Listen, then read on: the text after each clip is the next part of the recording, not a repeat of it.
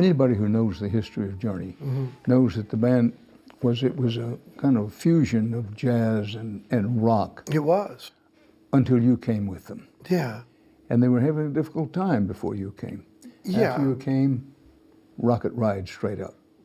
Well, they were such prolific musicians whose hearts were really set on being successful in the Mahavishnu Orchestra period of that type of success that was available for a lot of groups at that time. But for whatever reason, it didn't catch on for them. And I was told that they wanted to make a musical change by the manager and by Don Ellis, who was running Columbia Records on the West Coast here. Well, I want to talk about some of the songs of Journey. Open Arms. Was this a change in direction for the band, a dramatic change in direction for the band? I would say it was a big change because it was a ballad. It was a beautiful melodic song, but when it came time to recording the song, I think there was trepidations of doing that kind of music, that it might be a little too slow for a band that wants to rock.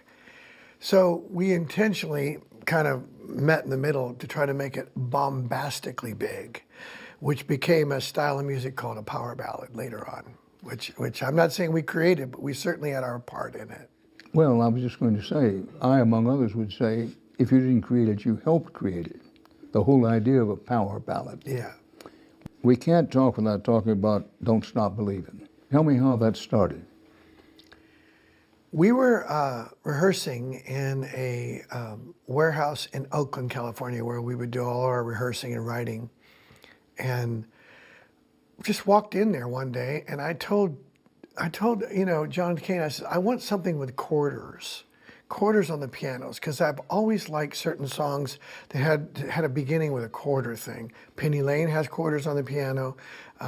One by Three Dog Night had quarters on the piano.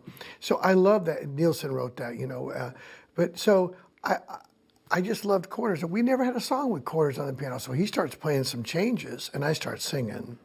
And so that's how it just got launched into this whole thing. And then John Kane and I got together later and wrote the lyrics on it. I mean, it just was just another song like the rest of them that we believed in. And not to make a joke, but we did.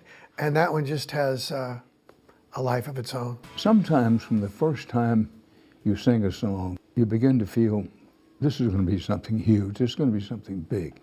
At that moment, did you anticipate, do you have any idea of the terrific path this song would take? Not one bit. I don't think anybody really has a crystal ball with that kind of insight on music. If you be honest with yourself, it's just you get fortunate and things become successful on their own fruition. And I think that people sort of vote with their hearts what something is or isn't into the future. Well, it became even more in the public consciousness because it was used for the last scene in The Sopranos. Yeah. How did that come about? Or did you know they were going to do that? Well, I have a story this is a true story. Okay, I was the one of the three songwriters, myself, John, and Neil, we wrote this song together. I was the one that was holding out and approving that song, only because I did not want to see the whole family get whacked. There was rumors that the last segment was going to be a serious one. Right. David Chase had the potential, let's put it that way. And so I just wanted to know, so what happens? But because it was the last one, it was all hush-hush and very tight. And I didn't say, from my own one-third songwriting approval side, I didn't say okay until I got some sort of qualification. How is it used? Thursday before it airs on Sunday night, I told my publisher, I said, I won't say yes unless you get a phone call from somebody in David Chase's office or David himself. And she said, okay, let me just call him back. So 4 o'clock, she calls me. She says, okay, you have to swear not to tell nobody. I said, I promise, because I can't say yes unless you tell me. She tells me how it ends. She tells me nobody gets whacked. She says he does the whole story with the cutting back and forth, this and that and all. I got the whole thing. Did not tell me they went to black. They did not tell me that. But that's okay, because I, like the rest of the country, when it went to black, I mean, what happened to my TV, you know? But it was really brilliant the way he cut it. It's often said of you that you have one of the great voices in rock music history. And I recognize it's an instrument, if you will. Yeah, a fickle instrument, by the way. In your mind and in your heart, what is your relationship to your voice? Where does it fit in relationship to your identity? I would bet you that if you were to ask this to any singer and ask them to be completely honest, you might give something about that subject like this. It is a love-hate relationship. One day, it works. The next day, it doesn't work quite as good as close. The next day, you didn't sleep so well. It's kind of grumpy. But boy, when good things happen vocally, you feel a sense of accomplishment. But when you're struggling, because it's not fingers on a fretboard or fingers on a keyboard. Or, It's part of you. It is. You are the instrument, by the way. You are the instrument. There is nothing else. It's a character. It's a person. It's something. It's in you. And it's subject to everything from a lack of sleep to not enough water to snarky mood maybe that day, you know? And how much of it, particularly when you're successful, becomes such a deep part of your identity that you can't separate yourself from the music? I don't think it's as much of an identity, but it seems to be an expectation more than anything of a certain proficiency night after night. That can make you crazy. They expect you night after night to do the 2-hour plus show and hit every note on top of the world and then travel and do it again tomorrow night. Well, that's what they pay the big bucks for. Okay, but the instrument is you. And in that situation, it can be maddening, Dan. It can be a maddening expectation upon one's personality to not be able to live up to the expectation.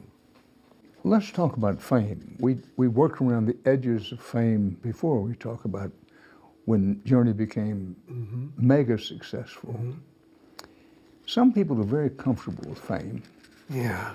Some people are not so comfortable with fame. Tell me about your relationship with fame. I'd say I've had a very, very big love-hate relationship with fame. I think it led eventually to my original isolation propensities, that I had had enough of it. I don't really care anymore, don't even want any of it anymore. I thought it was I really needed to be known back in the day, that everybody knew who I was. And I think one of the things I discovered as I was going into some therapy when I left the group and stuff like that was that there's this hunger in me when I was younger, because I felt this sort of invisibility that happened when my family split up. I got a little invisible. I used to isolate in this garage to own my own individuality. My mother would say, "Lunch is on the table, where are you?" I'd hear the screen door slam. And I could hear her say that. And I'd think, she doesn't know where I am. I'm hiding and owning my individuality already at a very early age. There was something safe about that. But at the same time, there was something invisible about it. That I think people don't become performers unless they want to be seen.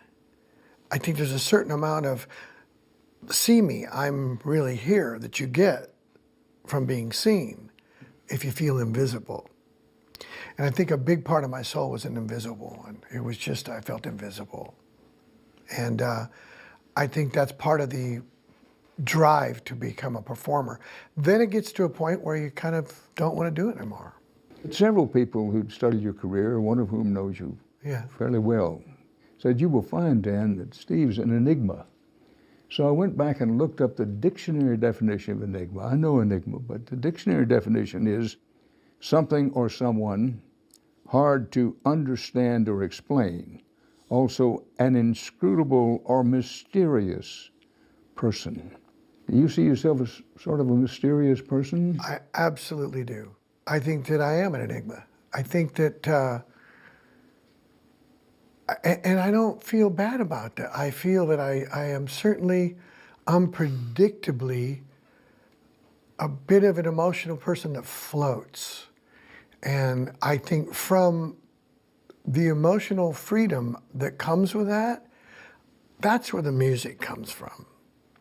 Because it's not hunkered down like a torque wrench. It's not specific or big block letters to be easily read or understood. Music is abstract. Maybe instead of it being enigma, maybe I'm more of an abstract person, not really easy to pin down. But I'll tell you what, you can count on me if you need me. That's the difference. That I can tell you for sure. But yeah, I'm okay with that. Well, I thank you. Congratulations on your success through the years. I love your work. Well, I love thank your you, work. Steve.